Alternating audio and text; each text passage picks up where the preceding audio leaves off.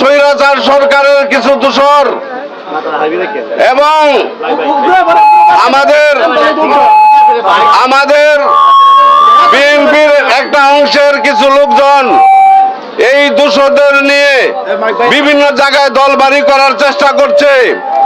আর এই কারণে প্রত্যেকটা জায়গায় বিশৃঙ্খলার সৃষ্টি হচ্ছে।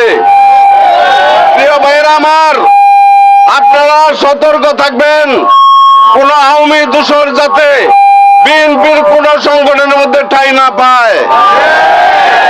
আর যদি কেউ ঠাঁই দেয়, এই ধরনের প্রমাণ তথ্য আমরা পাই, তাহলে তাদের বিরুদ্ধে কিন্তু আমরা কঠিন ব্যবস্থা নিতে বাধ্য হব। আমাদের নেতা জানেন কে? মুস্তাফিজুর ভূঁইয়া দিবু ভাই, উনি কোন সন্ত্রাসীর ঠাঁই দেয় না, এবং আমরা ওনার নেতা কর্মী হিসাবে আমরা চাই না কোন আওয়ামী সন্ত্রাসী বা আওয়ামী লীগের দূষরদের কেউ স্থান দেন। তাই আজকের এই বিক্ষোভ সমাবেশে আমি ঘোষণা করছি, পরবর্তীতে কিন্তু আমরা বিক্ষোভ মিছিল এই সীমাবদ্ধ থাকবো না, আমরা ডাইরেক্ট অ্যাকশনে চলে যাব। আজ থেকে কাঞ্চন আওয়ামী পরিষ্কার করার এই কর্মসূচি শুরু হলো।